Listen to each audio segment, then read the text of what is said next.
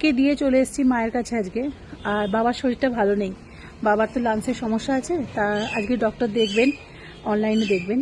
আর আজকে কিছুক্ষণ থাকবো আমি এখানে, তারপর আবার মেয়েকে নিয়ে বেরিয়ে যাব। আজকে সারাটা দিন টিউশন, স্কুল এগুলো করেই কাটবে।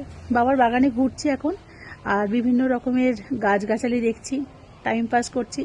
দুপুরবেলায় লাঞ্চ আমি আজকে মায়ের কাছে করব। সবাই সঙ্গে থাকুন। এত ঝড় হলো, এত কিছু হলো, যে কটা আম ছিল সব পড়ে গেছে, কিন্তু যেগুলো থাকার সেগুলো কিন্তু ঠিকই থাকে। প্রচুর ঝড় হয়েছে এখানে, আর তারপর অনেক আম পড়ে গেছে, কিন্তু দেখুন কত আম চারিদিকে, এখনো কিন্তু আম আছে। আর এই আম গাছের আম ভালো রাখতে গেলে বছরে দুবার করে স্প্রে করতে হয়, যাতে এই যে আমের এই যে বোটাগুলো দেখছেন, এই বোটাগুলোকে খুব শক্তপোক্ত হয় এবং হাওয়াতে খুব ঝোড়ো হাওয়াতেও কিন্তু এগুলো নষ্ট হয় না।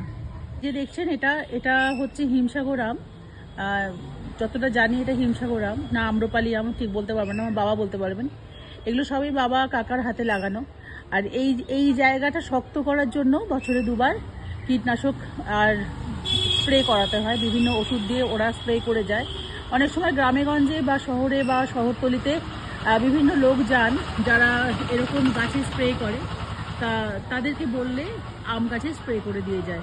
মতো নারকেল গাছের যত্ন নিতে হয় ওই একইভাবে, বছরে একবার করে এর পুরো ছাল ছাড়িয়ে নিতে হয়। এবং এই যে দেখছেন পুরো যে অংশটা আছে সেই অংশটাতে মানুষ উঠে গিয়ে পুরো ছাল, এই যে শুকনো শুকনো পাতাগুলোকে ফেলে দিয়ে গাছটাকে আরও বেশি বাড়বার জন্য আর কি সেটাকে আরও ভালো করা হয়। এবং গাছে মাঝে মাঝে নারকেল গাছ পুঁততে বা নারকেল গাছ রোপণ করতে নুন লাগে, সেই নুন দিয়ে নারকেল গাছ বসাতে হয়।